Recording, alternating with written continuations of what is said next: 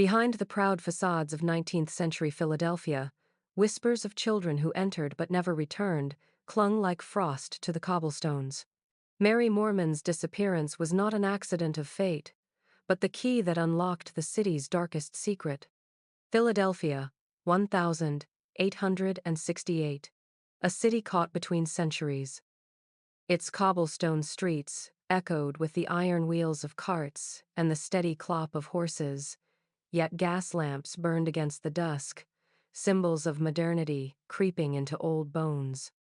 The air smelled of coal smoke, sour beer, and the brine of the Delaware River. On Market Street, merchants displayed fine silks and imported teas, their windows glittering with promise. But only a few blocks away, in the tight press of alleyways, families huddled in damp rooms, their beds shared, their meals meager. Progress and poverty walked shoulder to shoulder, and both left their marks on the city's children. Factories thundered in the north, swallowing men whole from dawn until dusk. Women bent their backs in laundries, their hands cracked from lye. Immigrant families, Irish, German, Italian, crowded into narrow row houses, their lives measured in pennies. To the wealthy who strolled Chestnut Street under parasols and polished boots, Philadelphia was a place of industry and refinement, a proud capital of commerce. But to the poor, it was a city that devoured without remorse. In its shadows, survival demanded sacrifice. The city carried its contradictions openly. Churches rose like stone guardians on every corner, their bells calling the faithful to salvation.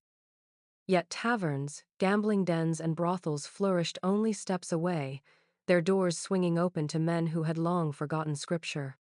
Police patrols clattered down cobblestones, lanterns in hand, but their presence often stopped at the borders of respectability. In neighborhoods like Southwark and Moyamensing, the law was as thin as smoke. Here, whispers of crime were constant companions, stolen purses, violent quarrels, and most chilling of all, the quiet disappearance of children. In the winter of 1868, the city's mood was restless. The Civil War had ended only 3 years earlier, but its scars lingered in the minds of widows and veterans alike.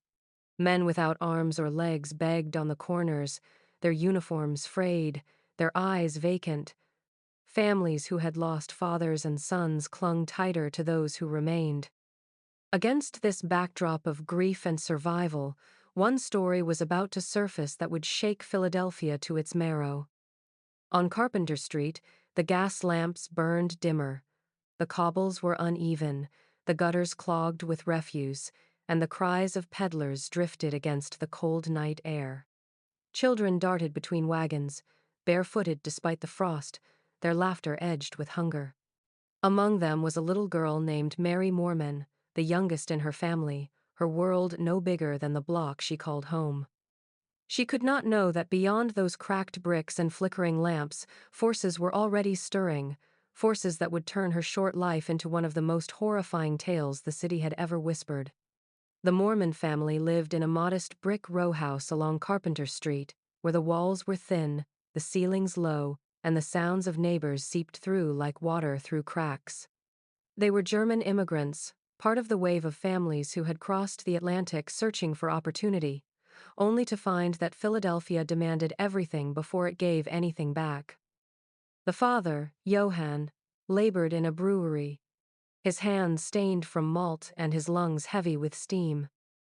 The mother, Anna, stretched every coin until it groaned, taking in sewing when she could, her needle flashing by candlelight long after the children had gone to bed. Together, they clung to their faith, their prayers said each evening in the lilting cadence of their homeland, as though the words themselves might shield them from the city's indifference. Their children were the sum of their sacrifices. The older boys delivered newspapers and hauled coal for neighbors, their young shoulders already stooped by responsibility. The eldest daughter helped her mother with the mending, her small fingers learning the rhythm of stitch and knot. But it was Mary, the youngest, who was the heart of the family. 6 years old, with dark hair that curled against her cheeks and eyes wide with wonder, She carried a gentleness that softened even her father's stern expression after long days at the brewery. To her siblings, she was both playmate and mascot, darting between them in games, her laughter bright enough to momentarily drown out the groans of the city outside. Mary's world was small, but it was rich in its own way. She loved to watch the lamplighter make his rounds in the evening, standing on tiptoe at the window as his long pole coaxed each flame into life. She adored the bells that rang from street Phillips, their chimes tumbling through the streets like a promise that there was something bigger than hardship. On good days, her mother would take her to the market, where she marveled at the rows of apples, the copper pots, the swirl of colors and smells. For a child of Carpenter Street, such moments were treasures. Yet even as Mary brought light to her family, the world around her pressed heavy. The neighborhood was a place of constant noise, wagons rattling over cobblestones, drunks quarreling in the alleys, babies wailing through thin walls. Poverty clung to the block like soot, impossible to scrub away. Families lived too close, secrets spread too fast, and danger lingered always at the edges. Parents warned their children never to wander far, for the city was a patchwork of trust and menace, and one wrong turn could lead to shadows that swallowed without return. In the Mohrman home, Mary's laughter masked these fears. To her parents, she was proof that innocence could still exist amid struggle. To her siblings, she was a reminder that not all burdens were yet theirs to bear. None of them could know that their devotion to her, the very love that set her apart, would soon become the source of their deepest despair. The day began as unremarkable as any other on Carpenter Street. The February wind scraped through the alleys, sharp and unforgiving, carrying with it the scent of coal, smoke, and horse manure. Children darted in and out of doorways, their shouts and laughter rising above the rattle of wagons on the cobblestones. Among them was little Mary Mohrman, wrapped in a woolen shawl too large for her small frame, her cheeks flushed from the cold. She was seen skipping along the curb near the corner of 8th and Carpenter, a bundle of innocence in a neighborhood that had long since forgotten what safety felt like. To those who noticed her that afternoon, she was just another child at play. No one imagined it would be the last time they would see her alive. Mary's mother had been inside, bent over her sewing, the rhythm of her needles steady, the fire in the stove burning low. It was not unusual to let Mary play near the door, within calling distance. Carpenter Street was full of watchful eyes, neighbors who gossiped but also looked after one another's children. But the city's shadows had a way of creeping in unnoticed, waiting for the moment when vigilance faltered. At some point between the cries of peddlers and the toll of the church bell, Mary vanished. A neighbor later recalled seeing her pause by the lamp-post at the corner, her small hand tracing the iron pole, her gaze fixed on the busy street beyond. Another thought they glimpsed her being spoken to by a woman, though no one could say who. After that, silence. No scream, no struggle, only absence. By the time Anna stepped to the doorway to call her daughter back inside, the spot was empty, the street unnervingly ordinary, as though the child had been swallowed by the air itself. Panic spread quickly through the Mohrman household. Johann rushed from the brewery, his boots thudding against the cobblestones as he called his daughter's name, his voice breaking with desperation. The neighbors spilled into the street, forming search parties, combing alleys and stairwells, their lanterns swaying against the lengthening dusk.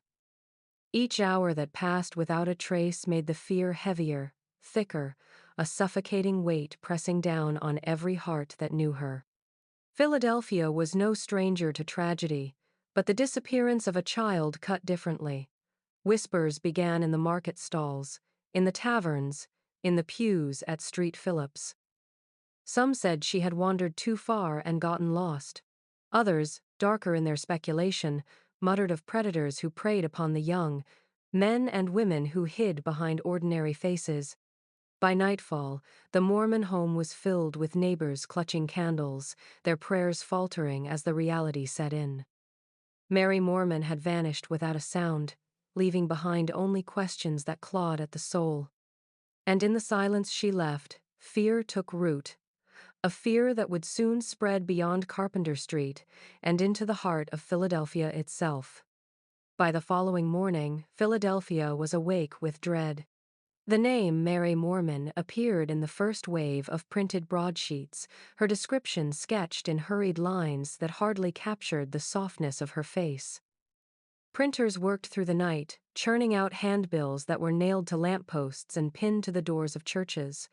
The words were stark, unadorned. Asterisk. Lost a child, 6 years old. Dark hair, brown eyes. Last seen on the corner of 8th and Carpenter. Asterisk. Beneath the description came the promise of a reward, coins scraped together by a grieving father whose wages could scarcely feed his family, but who would now part with anything to bring his daughter home. The city responded in its own way. Some rushed forward with lanterns, searching alleys and wharves, calling Mary's name into the wind. Others treated it as grim spectacle, crowding around the Mohrman house in morbid curiosity, whispering judgments as if loss itself were a fault. The police, slow and reluctant at first, eventually dispatched patrols to knock on doors, but their efforts carried the air of routine. Children went missing in Philadelphia with such frequency that even the most earnest search felt dulled by repetition. Beneath the city's polished facades lay an underbelly that most respectable citizens refused to acknowledge. Entire blocks where poverty festered had become hunting grounds for those who dealt in children. Some were lured into labor, their small hands prized for factory machines. Others were sold under the pretense of adoption, a cruel trade dressed in the language of charity. And still others, the most chilling cases, seemed simply to vanish, as though the city itself consumed them. Those who returned often carried silence like a shroud, their stories half-spoken, too dreadful to complete. Many never returned at all.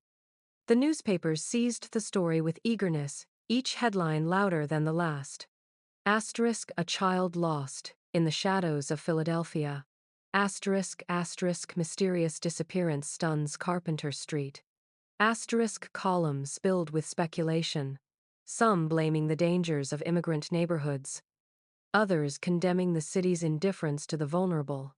Reporters trailed the Mohrmans, pressing for details, while illustrators etched Mary's likeness into the public's imagination. Yet for all the ink and outrage, the truth remained hidden, and every passing day chipped away at the fragile hope of her safe return. As February dragged forward, the city's unease deepened into something darker. Mothers clutched their children closer on the walk to market, fathers barred doors at night, their eyes restless with suspicion.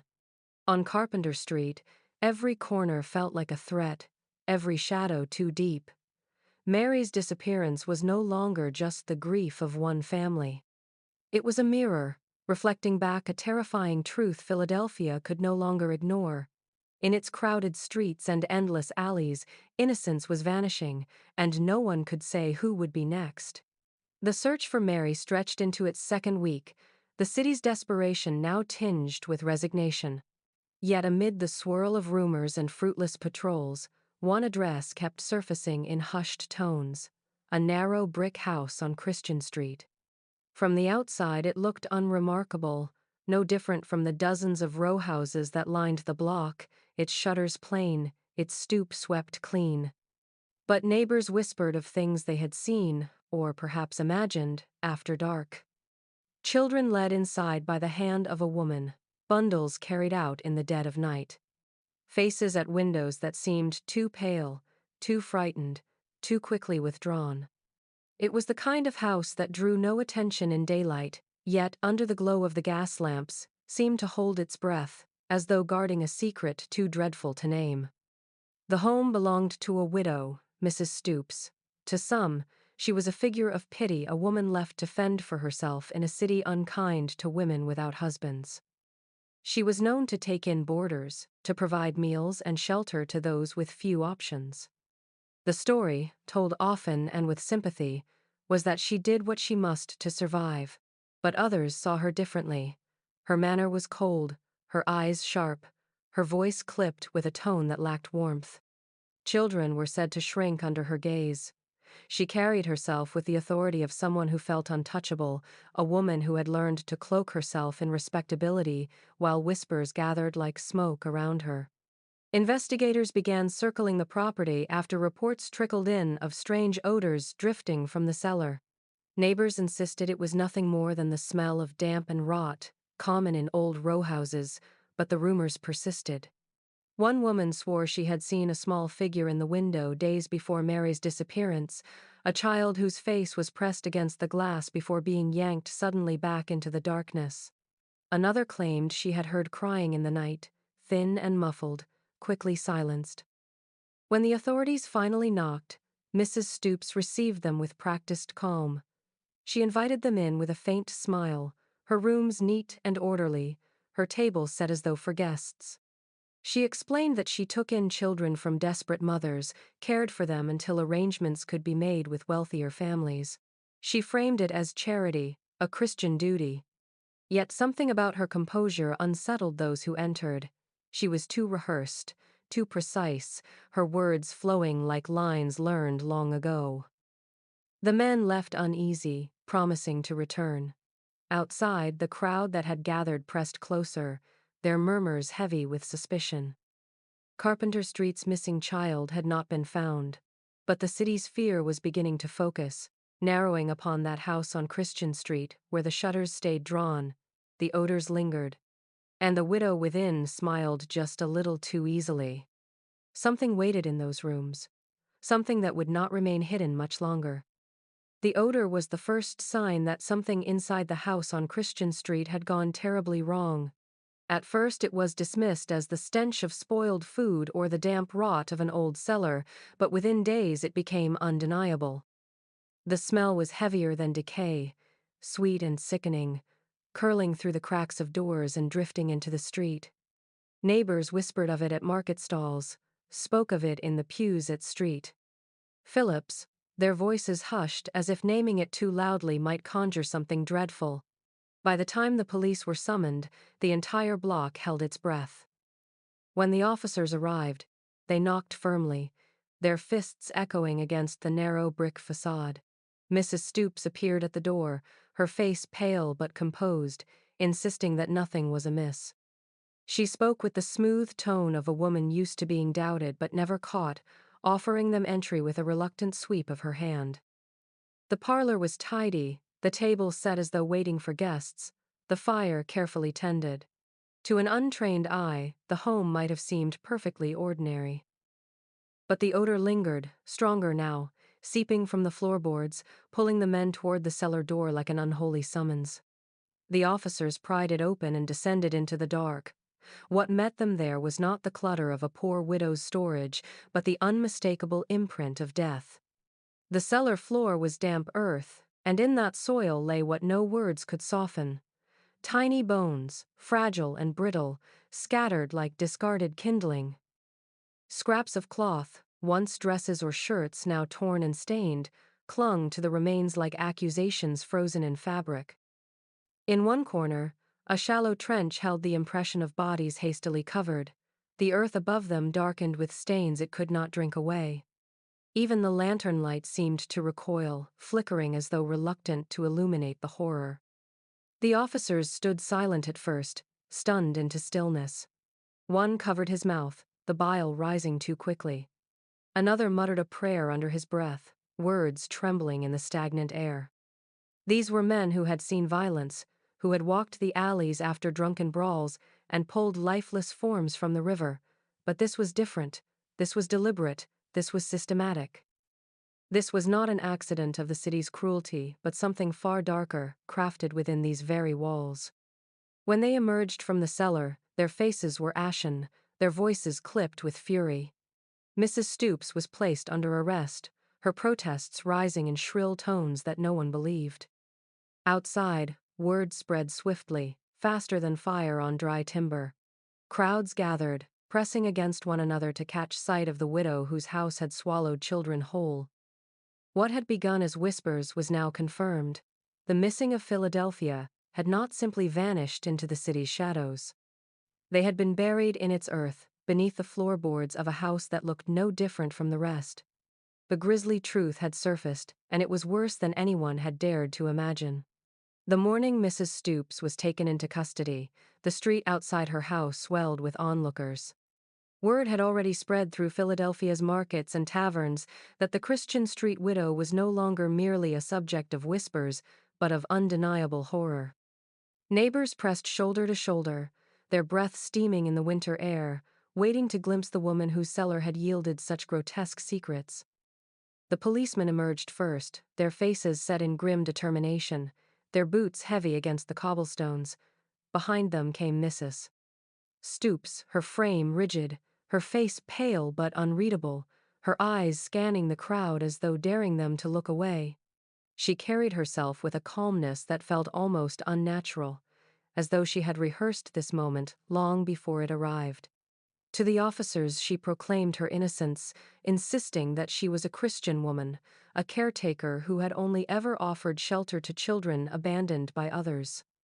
Her voice was steady, threaded with a false conviction, and for a brief second some might have wondered if she truly believed it herself. But the city had already made up its mind. No scripture, no invocation of charity could erase what had been pulled from the earth beneath her home. The crowd shouted as she was led past, their anger rising with every step. Mothers clutched their children tighter, fathers spat curses into the cold wind. Some hurled accusations, murderous, monster, witch, while others simply stared in horrified silence. A group of boys, braver than the rest, pelted the street with stones that clattered harmlessly near her feet. Mrs. Stoops did not flinch. She walked as though she had expected hatred all her life and had grown impervious to its sting.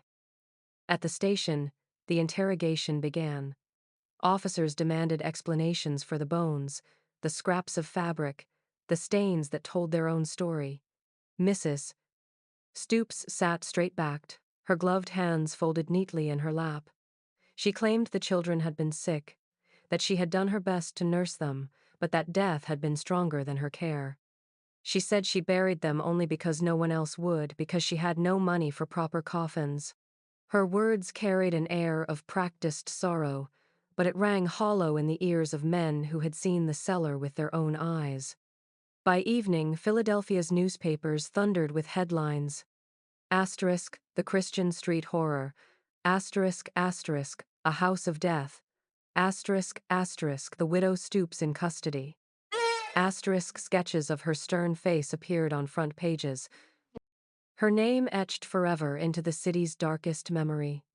To her, these accusations were fabrications, slanders meant to destroy a poor woman already burdened by widowhood. But to the people of Philadelphia, her composure was proof enough. No grieving caretaker could stand so calmly beneath the weight of such atrocities. The verdict of the crowd was swift and merciless. Mary Mohrman, and countless others, had not been lost to misfortune. They had been taken, and the woman now locked behind iron bars had been the hand that took them. As the city reeled from the revelations inside the Christian Street house, investigators began to dig deeper into the life of Mrs. Stoops, and what they uncovered was more unsettling than the cellar itself. In the hushed back rooms of taverns and the side pews of churches, rumors surfaced of a hidden trade that thrived in Philadelphia's shadows. It was a business no one dared name openly, but everyone seemed to know existed: the selling of children. Infants, especially, were in demand. Some were placed with families who longed for heirs but could not bear their own. Others were taken in by couples eager for cheap labor, a set of small hands to tend fires or fetch water. The transactions were cloaked in the language of charity, but everyone understood the truth. Children had become commodities, their lives measured in dollars and desperation. Neighbors remembered women arriving at Stoops's door, shawls drawn tight, their faces lined with fear and shame. They came with infants bundled in their arms, too hungry or too hopeless to keep them, and left with purses a little heavier. Some never saw their children again. Others were told their infants had been adopted by well-to-do families, though no proof was ever offered. For a time, these stories had been dismissed as gossip, too terrible to accept. But in the aftermath of Mary Mohrman's disappearance, they took on a chilling weight. Investigators pieced together fragments of testimony from servants, midwives, and neighbors who had long kept silent. A woman confessed she had once delivered a child to Stoops's door, believing it would be placed in a better home. Another swore she had overheard negotiations late at night, sums of money exchanged for promises that no one ever dared verify. Each account was incomplete, but together they painted a picture too grim to ignore. Yet whispers carried an even darker edge. Some believed not all of Stoops's placements ended in new homes. There were rumors of children who had been inconvenient, who cried too much, who grew too ill, and who had simply vanished. The discovery of bones in her cellar lent credence to these fears.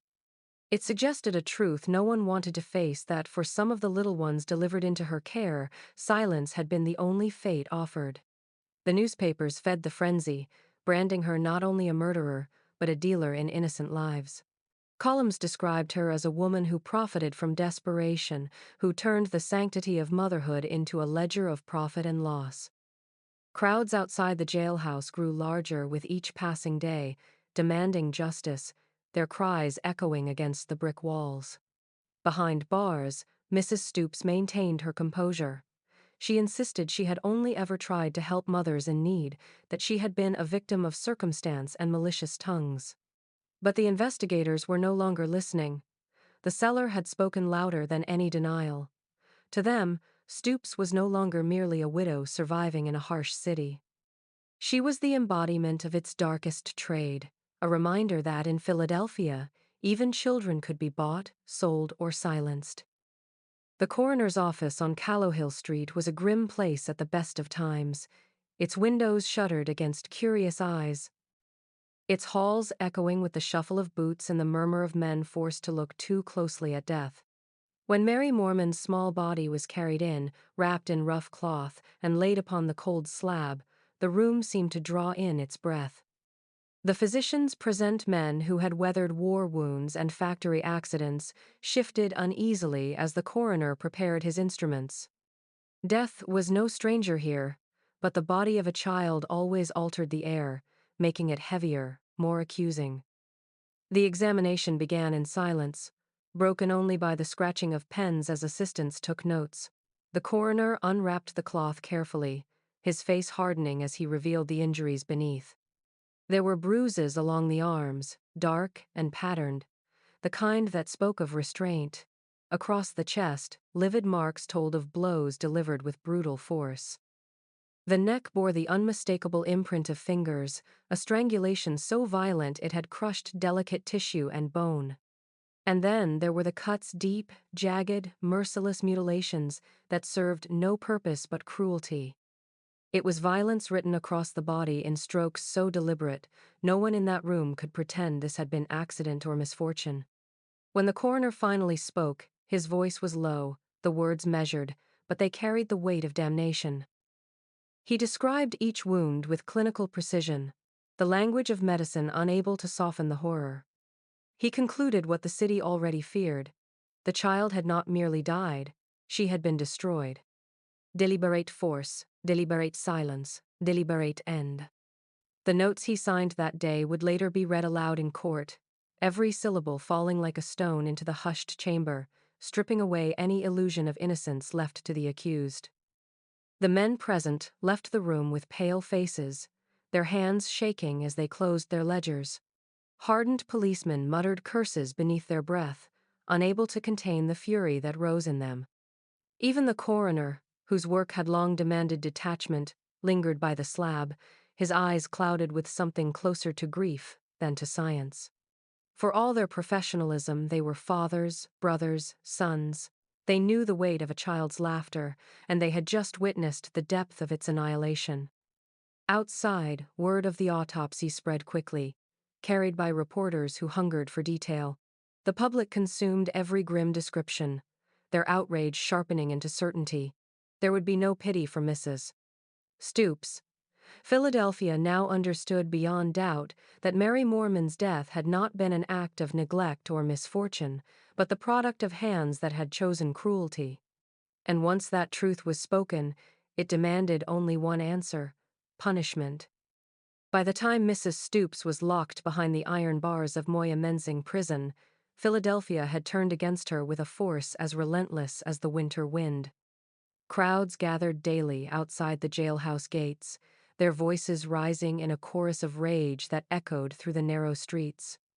Some carried placards scrawled with words like "Times Murderous Times" and "Times Monster Asterisk." Others brought nothing but their anger, shouting until their throats were raw, spitting curses that rattled the very walls. The city was united in its demand, and it was not for patience or mercy, it was for blood. The newspapers fanned the flames with every edition. Headlines screamed in bold type, dubbing her the Philadelphia Baby Farmer, a name that clung to her like a brand. Stories painted her not as a lonely widow surviving on scraps, but as a predator, a woman who turned motherhood into profit and life into decay. Illustrations of her severe face appeared above sensational accounts of bones in cellars and children sold to strangers. Each retelling grew more lurid, more damning, until even those who had never laid eyes on Christian Street spoke of her as if they had seen her crimes with their own. For the mothers of Philadelphia, the outrage struck deeper than curiosity. They clutched their children tighter in marketplaces, held them close as they walked to church, their eyes flicking nervously to every shadow. Mary Mohrman's death had become a symbol of every whispered fear they had carried, proof that the city could not be trusted to protect its most vulnerable. Fear curdled into fury, and in that fury they found unity. Women who rarely raised their voices in public now shouted outside the courthouse, demanding justice with the same ferocity as any man. The men of the city were no less shaken. Fathers spoke in taverns of the disgrace brought upon their community, their anger sharpened by ale and by grief for children who had vanished long before Mary. Some began to wonder aloud if Stoops's cellar was only a fragment of something larger, a network of cruelty that had long stalked their neighborhoods while officials looked away. The idea spread like wildfire. If she had done this once, she had done it many times, and if the law failed to punish her, then the people themselves would see it done. Each day the crowd swelled, and each night the air grew hotter with talk of retribution. The jailhouse stood firm, its walls meant to contain both prisoner and fury.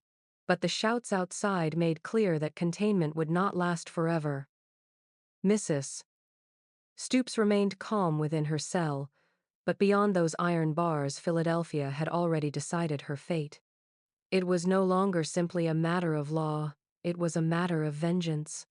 The trial of Mrs. Stoops opened on a gray morning, the kind of day when even the sky seemed reluctant to witness what was unfolding.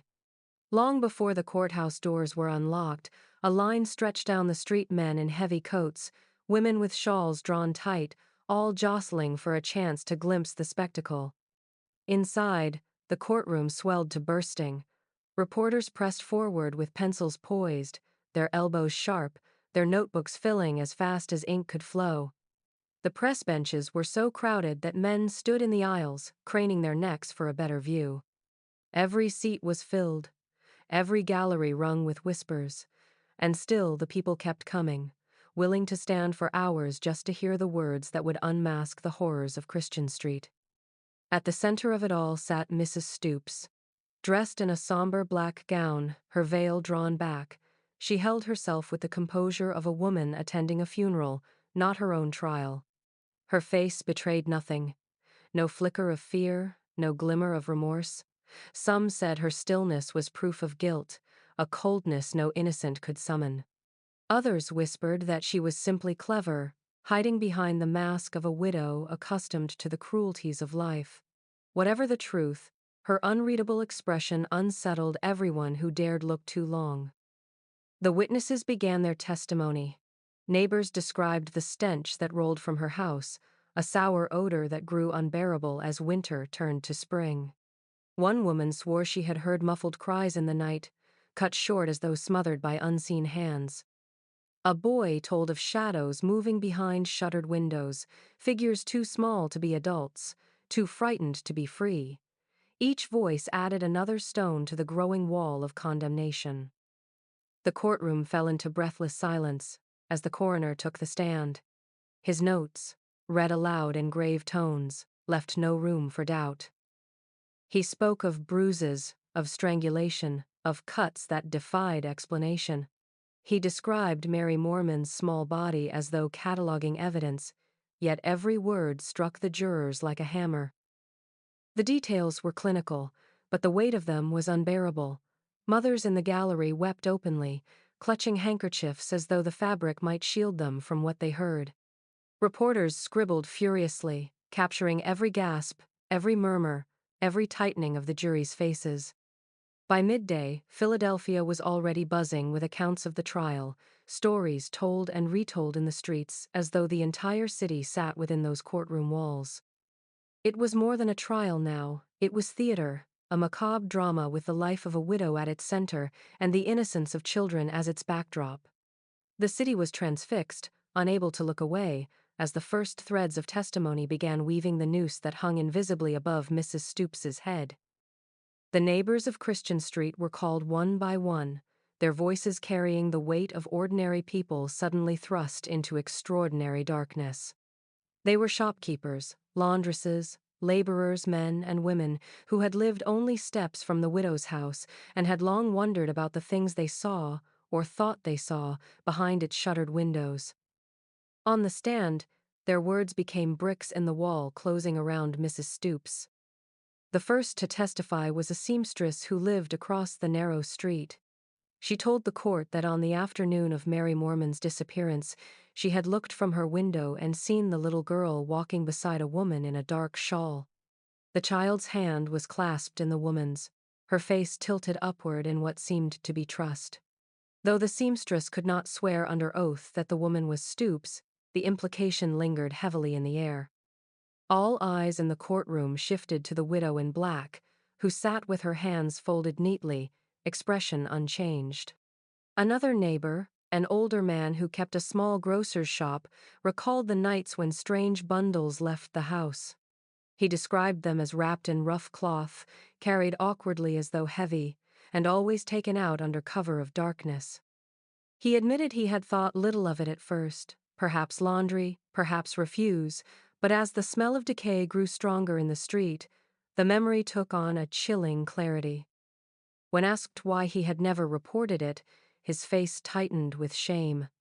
"Because no one wanted to believe," he murmured, and the courtroom stirred with uneasy whispers. A washerwoman testified that she had heard noises through the thin walls that separated her home from Stoops. Soft cries, sometimes muffled, sometimes sharp, followed by silence that was heavier than sound itself. She admitted she had pressed her ear against the plaster once, only to recoil in fear of what she might learn. Her testimony was broken by tears, and the jury watched her closely, their faces hardening with each sob. Each account, on its own, might have been explained away. Children walked with strangers in crowded streets, bundles could be laundry, cries could be sickness. But together, they formed a pattern too sinister to dismiss. The coincidences piled higher than reason could bear, and every word seemed to draw a darker outline around the widow who sat so still at her table, her composure unbroken. When the day's testimonies concluded, the courtroom buzzed with grim certainty. The people of Christian Street had lived beside a house of horrors, had seen glimpses of its truth, and had done nothing until now. And now their words, sharpened by hindsight and regret, cut deep into the fragile veil of innocence Mrs. Stoops still clung to. The most haunting moment of the trial came when the bailiff ushered in a child, so small and frail that the courtroom seemed to hold its breath at the sight of her. She could not have been more than 8, her dress hanging loose on her thin frame, her shoes scuffed and too large. She clutched a ragged doll to her chest, as though it were the only anchor keeping her from drifting away. Her eyes, wide and dark, flicked nervously from the judge to the jury, then to the sea of faces staring at her, before finally settling on the floorboards, as if afraid the truth might strike her down. The clerk swore her in with a gentleness rarely afforded in that chamber, his voice softer than usual, almost paternal. The courtroom had been noisy moments before, filled with the scratching of pens and the shifting of restless bodies, but now it was silent. Even the reporters paused, their pencils hovering, waiting for the child to speak. Her voice was barely a whisper at first, the words trembling out as though each one cost her dearly. She told them she had been taken to Mrs. Stoop's house weeks before Mary's disappearance. She did not know why, only that her mother had said it was a safe place, a Christian home. At first, she had believed it, but soon the house grew strange. She was not allowed outside, not even to fetch water. Meals were given irregularly, sometimes bread, sometimes nothing at all. Nights were the worst. She said she and the other children were told to stay quiet, always quiet, or they would be punished. When asked what kind of punishment, her small hands tightened around the doll. Her voice cracked as she revealed that Mrs. Stoops had warned them never to speak, never to cry, or else they would join Mary in the cellar. The words dropped into the silence like stones into deep water. Some in the gallery gasped, others covered their mouths. A woman fainted outright, and even the judge, a man known for his iron composure, shifted uneasily in his chair. The jury stared at the child with faces carved from stone. Their features hardened as her story unfolded, each detail chiseling away any lingering doubts. Reporters scribbled furiously, but even their sensational ink could not capture the raw terror etched into the child's trembling frame. She had survived what others had not, and her testimony carried the weight of the dead. When she finished, she lowered her head, her shoulders shaking with silent sobs. The bailiff led her gently from the stand, the doll still clutched tight in her arms. For a long moment after, no one spoke. It was as though the very air had thickened with the truth of her words. Mrs. Stoops sat as she always had, stiff and expressionless, but for the first time, the mask seemed brittle. Against the fragile, undeniable voice of a child, her calm looked less like strength and more like the last refuge of the condemned. When the time came for Mrs. Stoops to take the stand, the courtroom bristled with anticipation. Every seat was filled, every corridor crammed with faces craning to catch even a glimpse of the woman whose name had become a curse in Philadelphia. She rose slowly from her chair, her black gown falling around her in heavy folds, and stepped toward the witness box with the composure of someone attending church rather than her own trial. The hush that followed was absolute, broken only by the faint creak of the floorboards beneath her steps. Her voice, when she began to speak, was measured and steady, carrying none of the tremor that had marked the testimony of her neighbors or the child who came before. She told the court she was innocent, that the horrors laid at her feet were not hers but the cruel inventions of gossip. She painted herself as a victim of circumstance, a widow with no husband to protect her, forced by poverty into difficult decisions. She said she had taken in children not out of greed or malice but out of charity. Mothers, desperate and destitute, had brought them to her doorstep, begging her to provide food and shelter when they could not. I was their protector, she said, her voice ringing through the chamber. I was the only one who cared for them when the world turned its back. She admitted to burying some children, but insisted they had died of illness, not violence. Death, she claimed, was a frequent visitor in poor households, and she had no means to provide coffins or funerals. What she had done, she said, was out of necessity and mercy, not cruelty. She even invoked scripture, citing her Christian faith as her guide, her eyes raised as if appealing not to the jury but to heaven itself. Yet as she spoke, the calmness with which she delivered her defense unsettled those listening. There was no grief in her words, no sorrow for the children she claimed to have nursed. Her eyes did not mist with tears, nor did her voice falter with the weight of memory. Instead, her composure seemed almost rehearsed, as though each phrase had been polished for effect. The jury watched her with growing unease. Her insistence on innocence, her claim of being a protector rather than a predator, clashed violently with the evidence, the bones, the bruises, the testimonies of neighbors and the child who had survived. What she intended as a plea for sympathy instead deepened suspicion. It was not the voice of a grieving woman, they thought, but of someone who had long since learned how to hide behind words. When she stepped down from the stand, the silence that followed was heavy with certainty.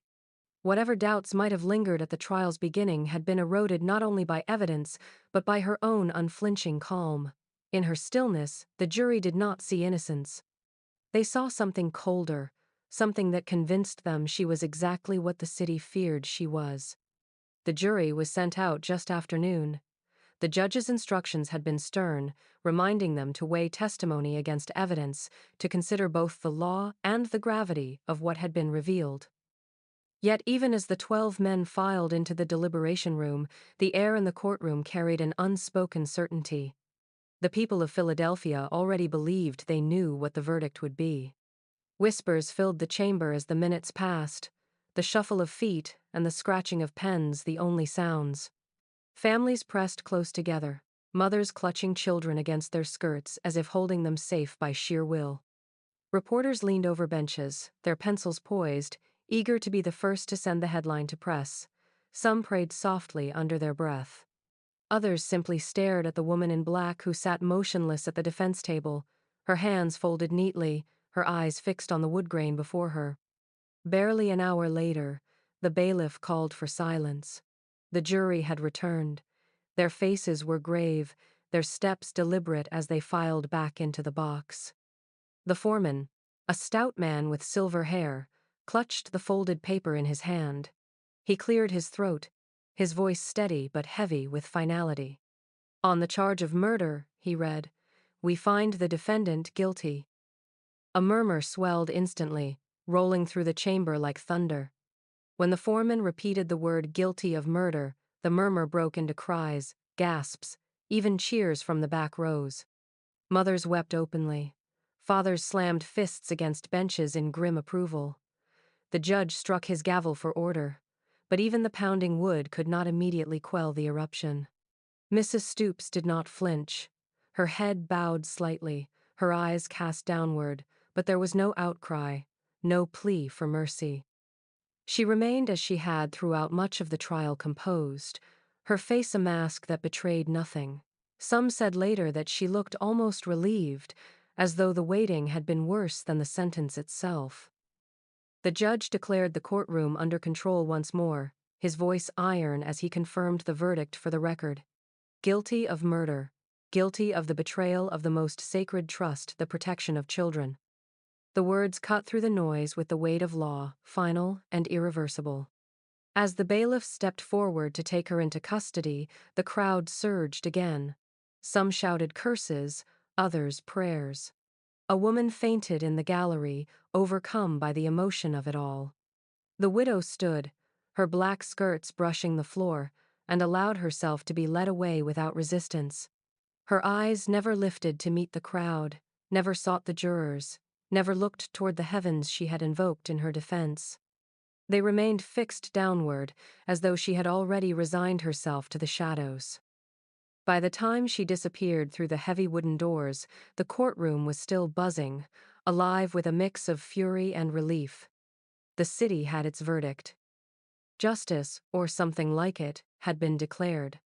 But outside those walls, Philadelphia would remember not just the word guilty, but the silence with which she bore it.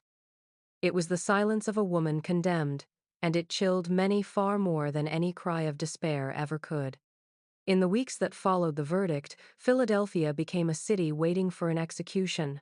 The sentence had been swift, death by hanging. There was little appetite for delay, no sympathy for appeals. The crime had been judged not only by the court, but by the people themselves, and the people demanded an ending as stark and final as the graves of the children lost. The gallows were ordered to be built in the prison yard, a wooden scaffold raised high enough for all to see.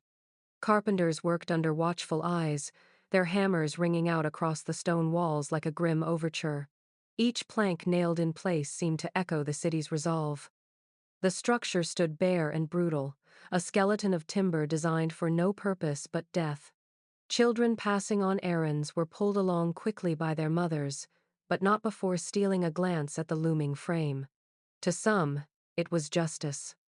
To others, it was a reminder of how far evil had reached into their streets. Crowds gathered outside the jail well before the date set. They came with curiosity, with anger, with grief. Some brought banners painted with words like Time's Justice for Mary asterisk, while others muttered that no scaffold could balance the weight of what had been discovered. Newspapers fed the frenzy, publishing vivid accounts of the bones unearthed, of the testimony that had shaken the court, of the child who had survived to tell the tale. Every article carried the same grim headline: "The widow would hang." Vendors set up near the prison gates, selling hot cider, bread, even trinkets, turning tragedy into spectacle. Men debated loudly in taverns, some saying that hanging was too merciful, that she should rot in the very cellar where her crimes were uncovered. Women whispered at wash lines that even death would not cleanse the city of such horror. Priests warned that vengeance was God's alone, but their voices were drowned beneath the rising noise of a crowd that wanted blood to quiet its fear. Inside the prison, Mrs. Stoops waited. Guards described her as calm, almost unnervingly so. She asked for little, prayed often, and kept her gaze fixed on the narrow window where the sky showed itself in slivers. When asked if she feared death, she said only that she placed her fate in God's hands. But the city beyond those walls was not concerned with salvation. It wanted closure. It wanted the rope to tighten, the body to fall, and the chapter to end. On the morning the gallows were tested, the creak of the rope echoed across the yard. Men watched in silence as the beam held firm, the trapdoor snapped open, and the mechanism worked as intended. Philadelphia was ready. The city's thirst for justice, or vengeance, would soon be met. Yet in the hushed corners of the crowd, some whispered that even a hanging could never erase the image of children lost to the shadows of Christian Street. The scaffold was only wood. The wound it marked would remain. The morning of the execution broke gray and bitter, the kind of December chill that cut through wool coats and numbed fingers within minutes. By dawn, crowds had already gathered outside the prison walls, their breath rising in plumes, their voices murmuring in tones of anticipation and dread. Some came out of grief, others out of vengeance, and many simply because history was being made: the hanging of Mrs. Stoops was more than punishment, it was spectacle, and Philadelphia seemed determined to witness it. Inside the prison yard, the scaffold stood stark against the pale sky, its timbers stiff with frost. Guards lined the perimeter, their faces unreadable, though their eyes betrayed a restless awareness of the crowd pressing beyond the gates. The hangman checked the trapdoor once more, testing the hinges, pulling the rope taut until it gave a sharp creak. Every detail had been rehearsed, nothing was to go amiss. At last, the heavy door of the prison opened, and Mrs. Stoops emerged. She was dressed in plain black, her hands bound before her veil absent so that all could see her face. There was no wildness in her eyes, no collapse into tears. Instead, she walked with the same unnerving calm she had carried throughout the trial, her chin lifted, her expression one of grim composure. Some in the crowd spat curses at her name. Others fell silent as she passed, unsettled by her lack of fear. The clergyman at her side murmured prayers, but whether she listened was uncertain. Witnesses later swore they heard her lips moving, whispering words too faint to be caught. Some insisted they were prayers, desperate pleas for forgiveness. Others claimed they were curses, spat at a city that had turned against her. The truth of her final words, like so much of her life, remained cloaked in ambiguity. She mounted the scaffold steps without stumbling. At the platform, the hangman placed the rope around her neck, the coarse hemp settling against her pale skin. The crowd hushed, the silence so complete that even the distant clatter of hooves on cobblestone seemed suspended. She stood beneath the gallows beam, her eyes fixed on some unseen point above the heads of those who had condemned her. The sheriff read the sentence aloud, his voice carrying firmly across the yard: guilty of murder, condemned to hang. When he asked if she had final words, she shook her head once, a small, deliberate motion. A moment later, the signal was given. The trap door fell open, and with a sharp crack of wood and rope, her body dropped. Gasps rippled through the crowd, followed by a terrible stillness. She swung gently in the cold December air, her skirts swaying, her head bowed by the rope. For the first time, her composure was gone, replaced by silence that belonged entirely to death. Some in the crowd cheered, others wept, but many simply stared, caught between horror and relief. Justice had been served, they said. Yet, as her body hung there against the winter sky, the question lingered in the minds of more than a few. Could any rope truly balance the weight of so many lost children? When the gallows were dismantled and the prison yard returned to silence, Philadelphia did not breathe easier. Instead, the city seemed to sink into a deeper unease, as though the hanging had cut away one life but left the wound of many still festering. The name of Mrs. Stoops was whispered only in disgust, but it was the memory of the children, their faces, their absence that lingered in parlors, in alleyways, in the hush of bedtime prayers. Justice had been declared, yet the tragedy would not release its grip. Carpenter Street, once an ordinary stretch of narrow homes and small shops, grew steeped in fear. Mothers avoided it after dusk, pulling their children across to other routes, their eyes darting toward the shuttered house where the horror had begun. Some swore they still smelled something foul when the wind shifted, a reminder of what had once seeped from the cellar. Others claimed to hear faint cries at night, echoes that rattled shutters and pried open old wounds. Whether superstition or truth, the street's reputation darkened. Children who once played games there now crossed themselves and ran past, unwilling to linger. The newspapers eventually moved on to other scandals, but the shadow of the Mohrman tragedy could not be so easily erased. For years, families told cautionary tales in its wake. Parents warned their children never to wander with strangers, never to accept sweets, never to stray from watchful eyes. In taverns and church halls, the case was cited as evidence of what poverty and desperation could twist a person into. Others argued it was something darker still, that evil could wear the face of a widow, that malice could root itself behind the smile of someone who called herself a protector. The Mohrman family bore the weight most heavily. Their grief became a kind of public mourning, a symbol for the city's loss. Neighbors spoke of the father walking the streets at dawn, his head bowed, his hands working restlessly as though searching for tasks to numb the ache. Mary's mother seldom left the house again, her health unraveling under the strain of loss. The empty space at their table was never filled. Her name, when spoken in their home, was a prayer, a wound, and a warning all at once. Years later, long after the house of Mrs. Stoops had been torn down, the story remained.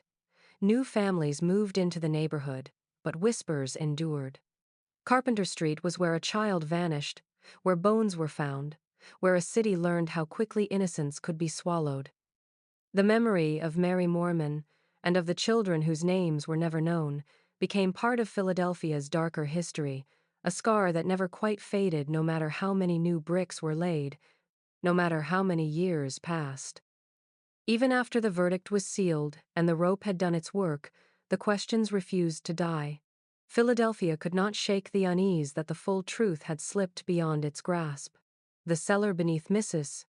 Stoops' house had yielded bones, scraps of fabric, fragments of tiny lives, but no ledger of the lost, no complete accounting of what had happened behind those locked doors. The city had convicted her for the death of one child, but the silence of the earth hinted at more, many more. Whispers circulated that infants had been given to her in secret, handed over by mothers too desperate to feed another mouth. Some said those children were sold, placed into households as servants, or simply vanished across state lines. Others believed the fate was darker, that the cellar's shadows held more than just the bones already discovered. No one knew how many small graves might have been denied their place in consecrated ground. The newspapers hinted at numbers, but never dared settle on one. 10? 20? Perhaps more? Every family who had lost a child in those years, every parent who buried an empty coffin or who never received even that, wondered if their grief traced back to her hands. The police records, already thin and poorly kept, offered no answers. Births went unregistered, deaths undocumented, and the poor were seldom counted in the same way as the wealthy. What was certain was that Mary Mohrman had not been the first, and likely not the last, to fall victim to the widow's cruel trade. Even the child who testified at trial could not say how many had come and gone through the narrow door on Christian Street. She only remembered whispers in the night, brief faces glimpsed in candlelight, the sudden absence of playmates who never returned. Her words suggested a revolving door of children, some too small even to speak, others old enough to understand fear. For each face remembered, how many were already forgotten. The unanswered questions gnawed at the city's conscience. Some wanted to move on, to bury the shame and lock it away with the woman who had swung from the gallows. But others pressed harder, demanding to know how such crimes had festered unnoticed. How many neighbors had heard cries and turned away? How many officials had ignored complaints? How many mothers had been left with nothing but a story of poverty and despair that ended at Mrs. Stoop's door? The case left more shadows than light. Mary Mohrman's name became the marker of one tragedy, but behind it stretched a darker, longer trail of loss. How many children had vanished before her? How many mothers still whispered into the night, never knowing that their infants lay beneath the same soil, nameless and uncounted? The questions lingered, unanswered, because the city never truly wanted the answers. Time dulled the edges of the horror, but it never erased it. In Philadelphia, the story of little Mary Mohrman became less a memory and more a warning, passed from one generation to the next, in hushed tones. Parents repeated it to their children not as history, but as a lesson carved in fear. Never wander with strangers, never step into a house uninvited, never trust a kind face too quickly. Her name, barely more than a whisper in newspapers of the 1,860 seconds, endured long after the ink had faded. Carpenter and Christian Streets carried the weight of that legacy. Long after Mrs. Stoops was gone, families walked quicker there, glancing at foundations where new houses had been built over the past. The ground itself seemed cursed.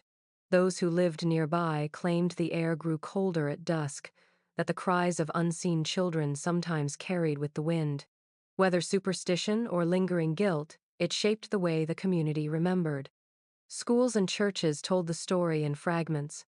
Teachers cautioned pupils with references to the widow who lived among us. Ministers spoke of sin festering behind closed doors, of the dangers of letting poverty excuse cruelty. No sermon named Mary directly, but everyone knew who was meant. She became less a little girl than a symbol, her life rewritten into a tale that stood for all the children who had vanished into silence. And yet, beneath the moralizing and the warnings, lay the city's shame, because the tragedy of Mary Mohrman had not been born from one woman alone. It had been nurtured by indifference, by neighbors who heard cries but chose quiet, by authorities who dismissed complaints, by a society that valued the survival of the powerful more than the protection of the vulnerable. That truth haunted Philadelphia long after the scaffold had rotted away. Even today, her story resurfaces. In books on forgotten crimes, in walking tours that lead visitors through cobbled streets, in folklore whispered during sleepless nights. Little Mary Mohrman is remembered as the child whose death forced a city to look at itself and to recognize the darkness that could grow within its own borders. She was 6 years old, curious, gentle, adored, and yet she became a mirror, reflecting the cost of neglect and the ease with which innocence could be betrayed. The legacy of fear she left behind was not just a warning about strangers, but about silence itself. For it was silence that allowed Mrs. Stoops to flourish, silence that kept neighbors still, silence that let the cellar fill with bones. And so Mary's story endures, not as a relic of the past, but as a reminder that vigilance and compassion are the only things that stand between safety and the abyss.